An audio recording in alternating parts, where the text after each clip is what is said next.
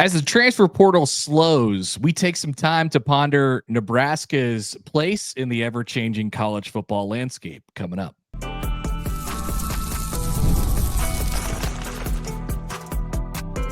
You are Locked On Nebraska, your daily Nebraska Cornhuskers podcast, part of the Locked On Podcast Network, your team every day. Good morning, and thanks for making Locked On Nebraska your first listen every day. We are free and available wherever you get your podcasts, and we're on YouTube, part of the Locked On Podcast Network, your team every day. And today's episode is brought to you by Game Time. Download the Game Time app, create an account, and use the code LOCKEDONCollege for $20 off your first purchase. Okay, welcome in. It's Monday. I'm Mitch Sherman from The Athletic. Connor Happer of 1620 The Zone is with me. We are making our way through January. Cold one this morning, if you've been outside at this point. Okay, let's all say it together, Connor. The SEC dynasty is over. Dead. Gone. It's hard to say it together, because we're in different places, but I agree. It's true. Okay, good. I'm glad we're on the same page there. A question for us today as we dive into this topic and talk about the college football playoff and why, what, if anything, has changed since we last visited on Friday, and something has. What does it mean for Nebraska? Does it mean anything at all for Nebraska that things are changing in the world of college football? That's a rhetorical question. We'll get to it as we start to dig into this topic. And of course, the thing that needs to be mentioned at first is that a week from today in Atlanta, Notre Dame and Ohio State will play for the college football playoff championship in this first year of a 12-team playoff. For the second consecutive season, there is not an SEC team even in the championship game. Some numbers to throw out for you. The SEC since 2006 has won 13 national championships. Clemson has 2. Penn State has 0. Sorry, didn't mean to mention Penn State. Florida State has 1. Ohio State has 1. Michigan has 1. Before last year, all but one championship game over the past 22 years, the exception coming in 2014 when Ohio State beat Oregon, all but one over 22 years featured at least one team that is currently a member of the SEC. The last time before right now that we went 2 years without an actual, at that moment, SEC team in the championship came in 2004 and 2005 when USC beat Oklahoma in 2004. And then the Trojans, Matt Leinart and Reggie Bush, lost in 2005 to Texas. So I think we've established the SEC is going through something right now. And it's something that didn't exist 5 years ago when the transfer portal was in its infancy and NIL did not exist. For Nebraska, it's added transfers this year from Georgia, Alabama, Oklahoma, Missouri, Mississippi State, 2 from Kentucky. What does all this mean? Well, there's a lot to take in from that. On the SEC part, I mean, it's so funny how we talk about this and it changes, yearly. I have never been. Now I'm a Northern college football fan, so I'm not sitting there after the games chanting Big Ten, Big Ten, Big Ten. That's just not how I view it, because I'm an adult enough to understand that the SEC built its entire brand off of Georgia and Alabama winning national championships. Alabama in particular having the most dominant run in college football history under the greatest coach that any of us have ever seen. So that's part of it. That's a huge part. Saban's out. It's a bit of an outlier, and you're now seeing the results of the power vacuum that he sort of has left behind. And Georgia wasn't quite up to snuff as what they usually were this year. I mean, that was a really good team and they're really talented. But I think kind of people look to Kirby Smart to take the Nick Saban role, and maybe that's what we're dealing with. A big part of what we're dealing with just across college football. Over the last 10 years, we've seen Nick Saban leave, we've seen Urban Meyer leave, and we've seen these traditional sort of powers and all-time great college football coaches, leave the sport to do whatever it might be next. So I think that matters. That's a big thing. And that's not the only thing, but that's one of them to me right off the bat. So just 2 years ago, Georgia, in beating TCU 100-0 in the in the national championship game. 5-7. Yeah. Yeah, it looked like the Dogs were never going to lose again. And here we are 2 years later. They're out in the first game of their playoff stay. Last year, Georgia, it lost. It beat Florida State. What happened? Oh, it didn't even make the playoff. That's right. Yeah.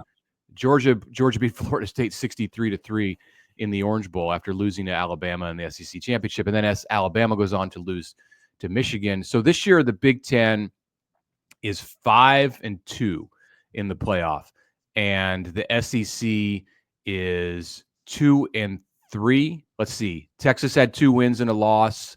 Tennessee had a loss. And there was another SEC team in the playoff other than those two. Who am I forgetting here? Georgia had a loss. So what's changed in 2 years to make it this much? Is it as simple as saying that like the money has gotten so big in NIL that the backups, the depth pieces, the players who put Alabama and Georgia into that untouchable category are now transferring to places like other SEC schools? So you see Ole Miss and South Carolina making a run at them, and then places also like Nebraska, which is getting all kinds of SEC pieces, SEC players. I think that the likes of Elijah Pritchett would be at Alabama today. Nebraska's highly paid offensive tackle who came out of the transfer portal last week. I think he would be at Alabama today if it wasn't for the opportunities, the financial opportunities that were available to go play for a Big Ten team that's trying to get beyond 7 wins. Yeah, I think that absolutely matters. But I also want to be really careful about making grand proclamations about where the sport's headed and where the sport's going based off of 2 years of data. Like this has always been a sport that's been really cyclical, and now we've gone through, a few years in a row, back to back of just like intense change, ground shaking stuff for the sport. And now, like, the conversation with the playoff this year was, we have to change it because we didn't like, or it didn't make sense in how it worked out, whether it's with the seeding or who played who in the first game and how you get in and the evaluation of the teams. Like, I just I'm generally a person who doesn't, need to get up and change things all that often. But I just think that there's been some overreactions to some things in the sport. And so I don't want to be like, well, this is the new world order. The Big Ten rules and the SEC stinks. Like, I don't think that's the case. I think Georgia is still a really powerful program. Tennessee's still on the come up. Texas is, very, very good. Right. So like, that's not how I would look at it, but I know that people want to make changes based off of 2 years, based off of 2 years. Well, and there is some truth to what you said. Like, the NIL is changing the game here, and there is definitely a spreading of the talent, and people are in different places where they wouldn't have been before if that's not a thing. So like, that's still happening, maybe not as as big as some people want to talk about it as. I know everybody knows this, but the participants in the championship game now over the past 2 years, when you look at where these schools are classified today, it's 3 Big Ten teams in Notre Dame, which is about as Big Ten of a Big Ten team as you can get without being in the Big Ten. I mean, Notre Dame builds its roster, builds its style, plays in the same kind of climate as the Big Ten school. So if Notre Dame is on the up, I think that bodes well for the Big Ten just because of the way that football is trending.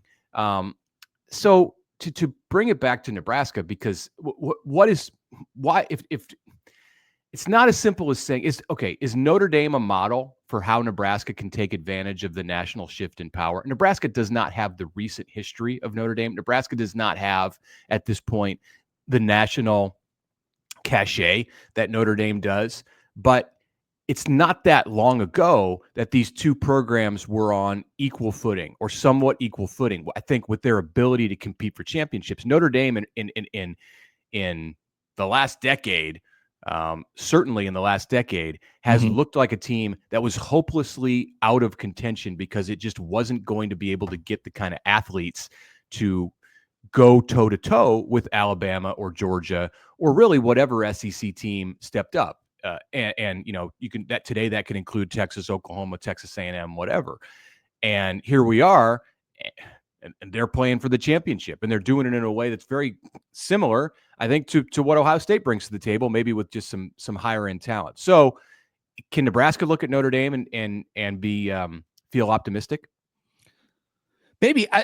I think that's one of the great things about the playoff that we have right now. Like, everybody could be a model if you want it to be. I mean, I remember having this same conversation with Clemson when they were first taking off, probably around 10 years ago now, 8 years ago, something like that. Hey, they really developed and they got their quarterback. They got Deshaun Watson or whoever the guy might have been at the time.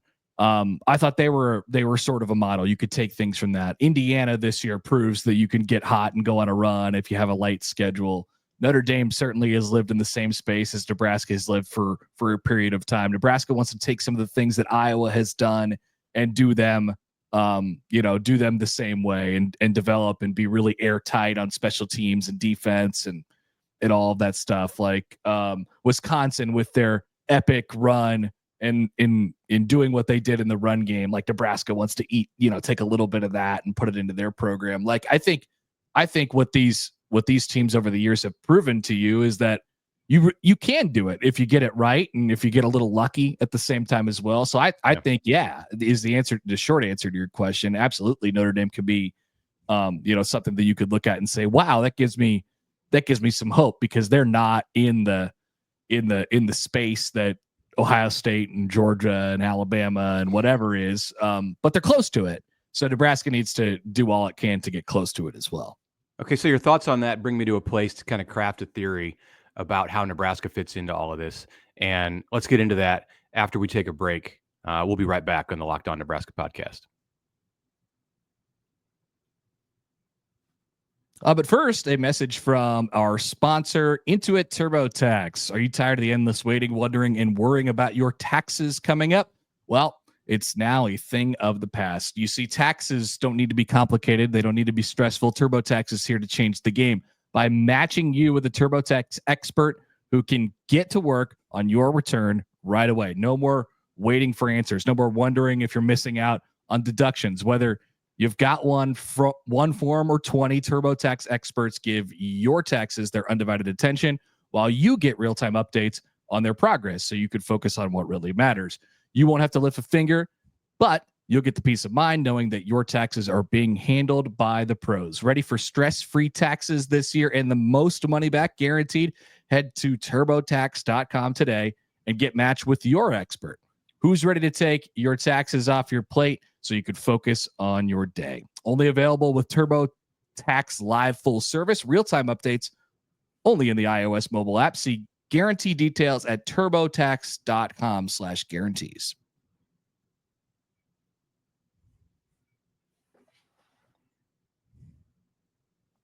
All right, you really got me thinking there. Okay, so you're crafting a theory. I love when the gears are turning a little bit. When we're thinking about Nebraska's place here in college football, Mitch, take it away. What are you thinking? Well, I mean, this is not any kind of a like grand revolution. I think that there is no one size fits all. Like, we've looked at the SEC like that for the past 10 to 15 years. The formula to get to the top was to do it the way that Nick Saban was doing it. And that's how Georgia did it. Georgia took a Nick Saban disciple, and it built its own dynasty. And other teams in the SEC have tried to do the same thing. I think what has happened in college football over the past 2 to 5 years, and I say 2 years because that's when I believe that NIL has really taken hold in shaping things. In 5 years, because that spans the length, about the length that the transfer portal has been in place. Those two factors, when they start weaving their their ways together has created this new system where there is not one way to do it. There is an SEC way to do it. There is an Ohio State way to do it. There's a way that we saw Michigan do it last year. There's a way that we saw Indiana or Washington or Arizona State or South Carolina make a run. There's the way Texas has done it. I think there's so much more room in today's world of college football for teams to find their own niche, their own way through the strengths that they have in these around these changing forces. And the fact that it's a 12-team playoff, only opens those doors more wide. And there's a spot. There's hope. There's a place for Nebraska to be able to carve its niche and find a way to get into that party. There's no doubt about it. Like, and I think you just mentioned the biggest part. The playoff is 12 teams. They're like, if Nebraska does its job, if Nebraska is a 10-game winner or an 11-game winner at the end of the season, they're not keeping them out. They didn't keep Indiana out. They won 11 in the regular season. They played the weakest schedule in Power Conference history. By the way, speaking of Indiana and then going back a few weeks in time when all of the college football public was debating Indiana's resume when it went down against Notre Dame. By the way, Indiana now its 2 losses for the season came at the hands of Ohio State and Notre Dame, who will be playing for the national championship. So this last weekend during the NFL wildcard games, every joke in the social media world was about how the committee dropped the ball in selecting insert team, Steelers, Broncos, whatever. The Packers last night, yesterday afternoon, over the Bengals. All of the games in the wild card round until you got to the Washington Commanders winning at Tampa last night were kind of duds on this opening weekend. And we accept that. with the NFL playoffs because that's the way it is. But if it's college football, we can't handle it. Just like we should accept it with college football because, like I said, we're going to get the same.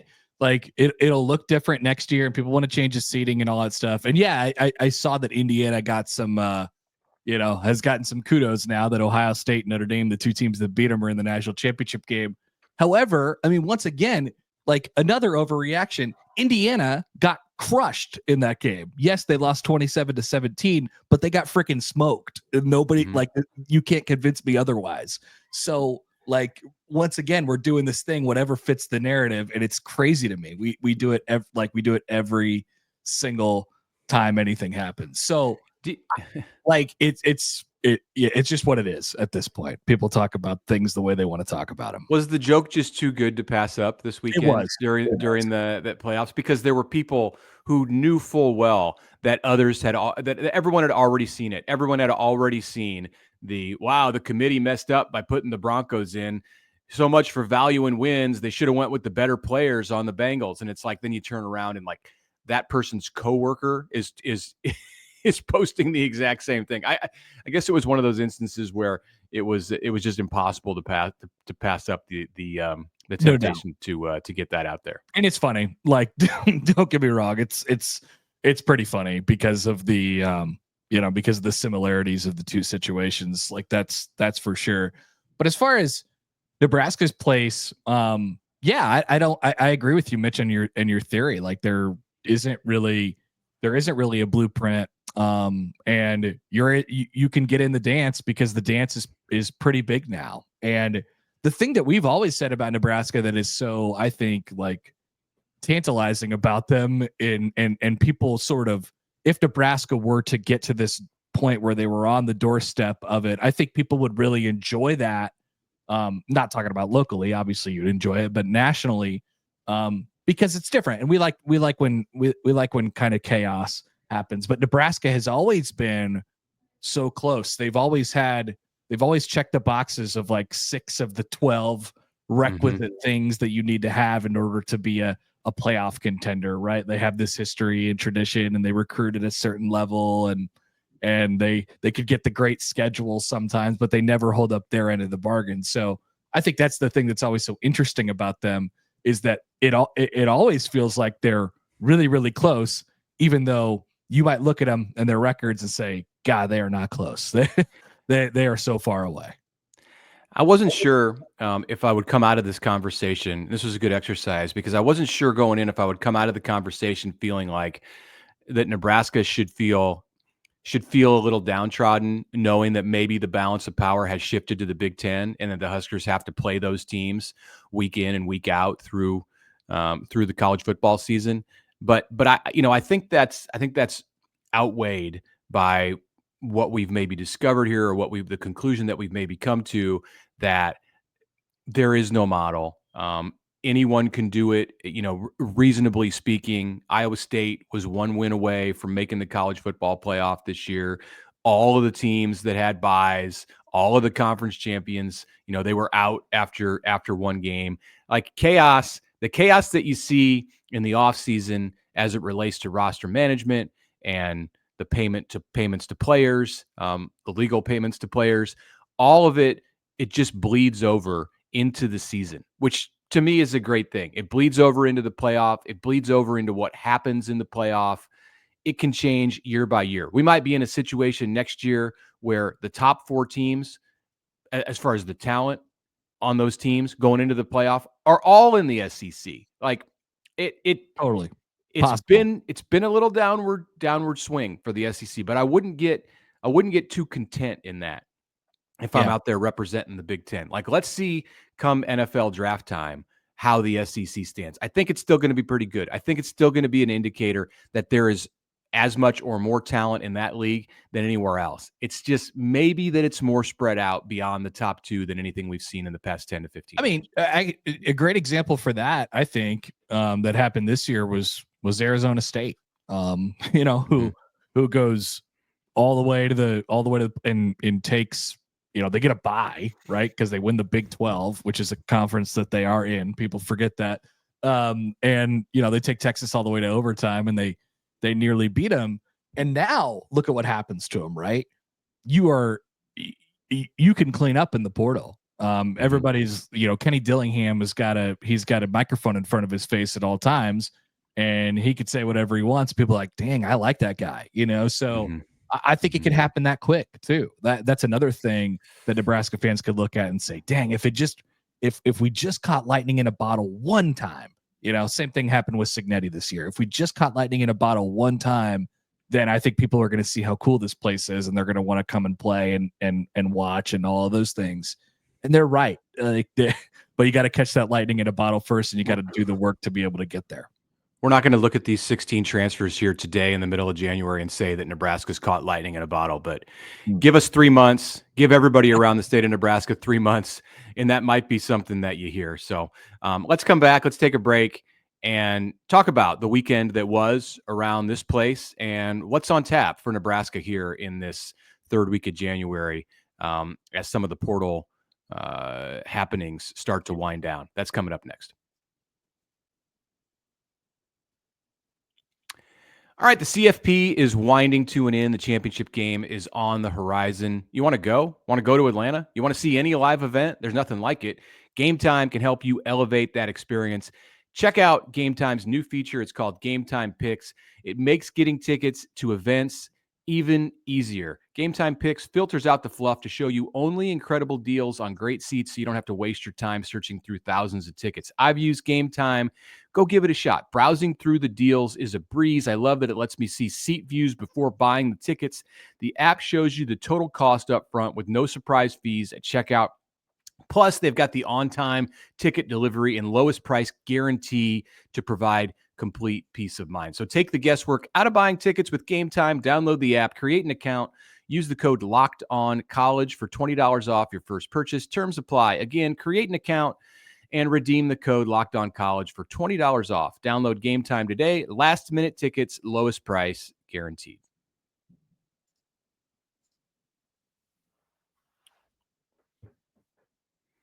Okay, thanks for joining us today on the Locked On Nebraska podcast on this Monday in cold January. I'm Mitch Sherman from The Athletic. Connor Happer, 1620 The Zone in Omaha, is with me. Some stuff happened around Nebraska over the weekend, Connor. Nebraska basketball got massacred at Purdue on Sunday, 104-68. It kind of a not going to lie moment for me here. I didn't watch the game. I don't think I mean, really, you needed to watch. If you want to watch anything from it and you really want to get the gist of it, watch the first 9 minutes, 10 minutes. So it was an early start. It was an early start, and I was busy doing some stuff around the house. And about 11:15, I looked down at the time and I realized that the game was on. So instead of flipping the channel over, like somebody else in the family had the TV on a different channel or was watching YouTube on the TV, I don't know. And let me just check the app here, see what's going on. And I believe that was about 9 minutes into the game, and Nebraska was down 17. Yeah. So I was like, all right, this is not happening for me today. It's too late. There's a lot with them, and to a certain extent, I mean, Purdue just shot the ball like crazy, but Nebraska just did not defend. They did not bring their defense on the road with them. You know, people always ask like, hey, why are they like an NBA team at home, and then they like are the worst college basketball team you've ever seen on the road? Because a lot of the times it's pretty spotty on whether they bring their defense with them when they go on the road. And that's pretty much the consistent thing when they lose these games, or when it gets lopsided, when it gets sideways, they just don't defend. And I don't really have a reason for that. I don't know why that happens, but it's the through line in all of ththese disasters on the road. I mean, they got crushed by Michigan State by 40 already on the road. I know it was a month and a half ago now, but it's these are tough losses to swallow. And Purdue is really good. They have Braden Smith, Fletcher Lawyer, and Kaufman Wren. Like, those guys are really good players, but Nebraska should be able to compete in that game. They shouldn't. I say this without having watched a second of that game, but the Big Ten teams, they know Nebraska better. Although, I was kind of thinking of that in the context of like,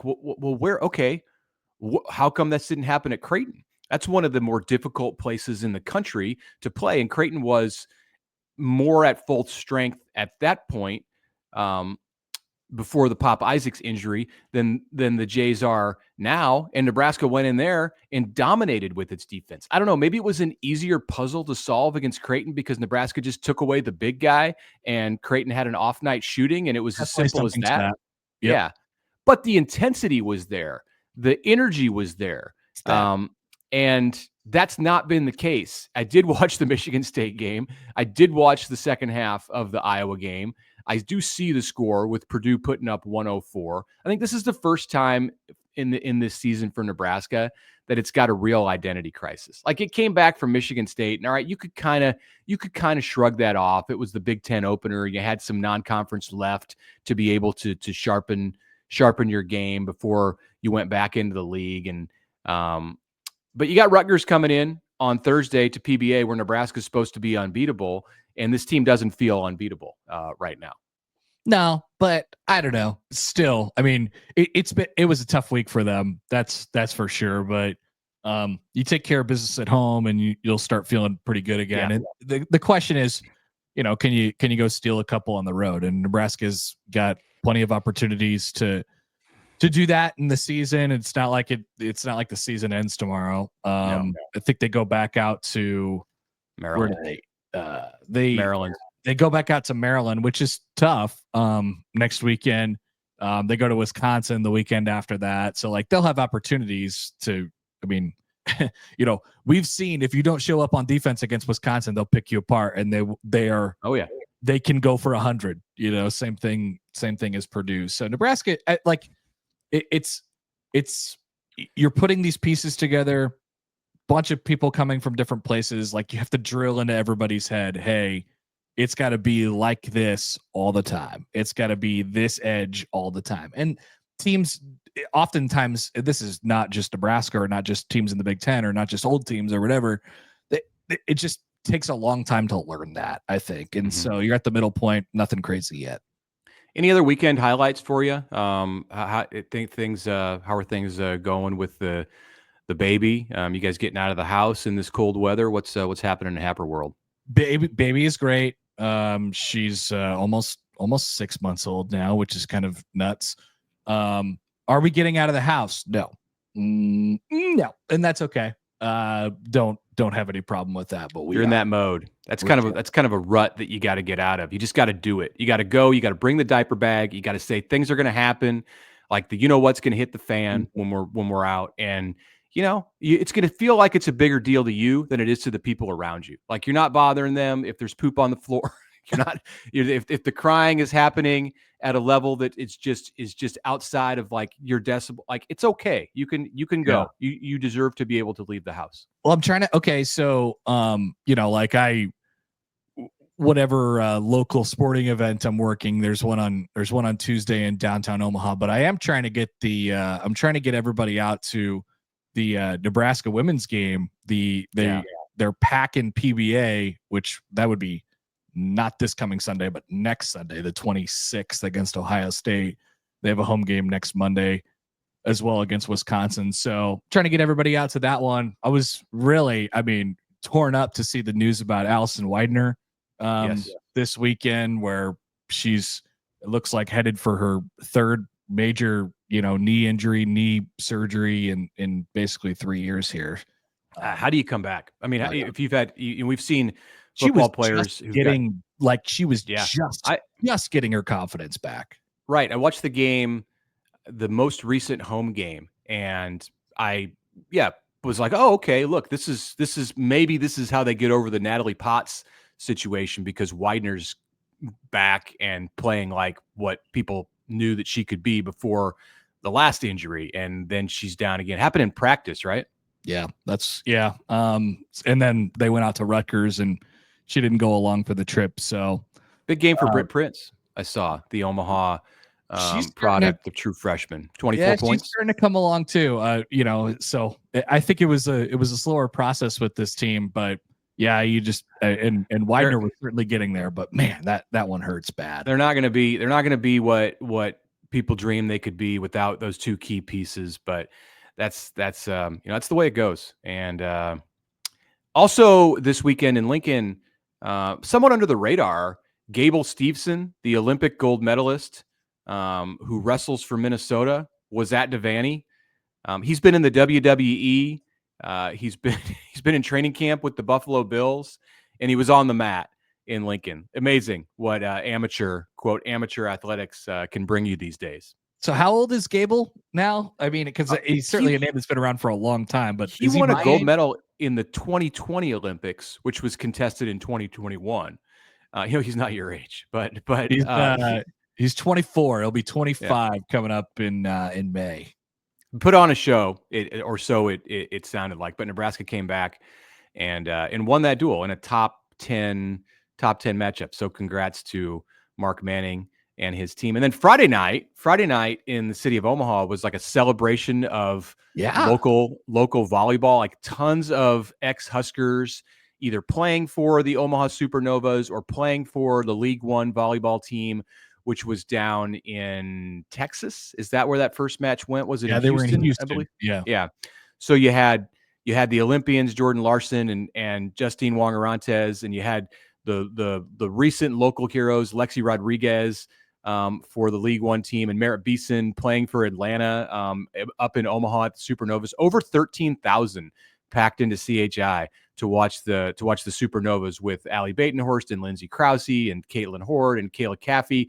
Tons of ex-Huskers. Lauren Stiverns is playing for the League One team also. So these professional volleyball teams have found their formula, and that's not to mention like the Creighton connections too. Kendra Waite is on the Supernovas. Jolly Winter from Creighton is on the League One team. So you want your fill in the winter of fall, what you normally get in the fall from a local perspective. Go out and check out some volleyball either at the arena in Ralston or in downtown Omaha here over the weeks ahead. They're lit. Both leagues are just littered with former Nebraska players or former Creighton players or local products that went elsewhere. It's really cool. Now the question is, I guess, are they going to combine these leagues? That will be my question until it happens, which I probably will, but maybe not for a couple of years here. All right. In Nebraska football world, it's basically the end of portal recruiting this week until April. Classes start a week from Tuesday.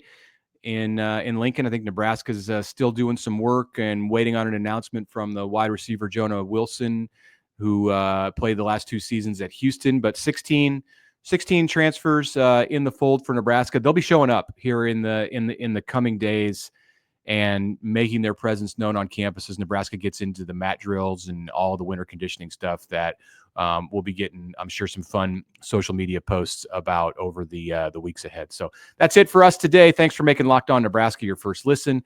Now for your second listen, go check out the Locked On Big Ten podcast. Craig's there. He puts the Big Ten first. Find Locked On Big Ten on YouTube or wherever you listen to podcasts.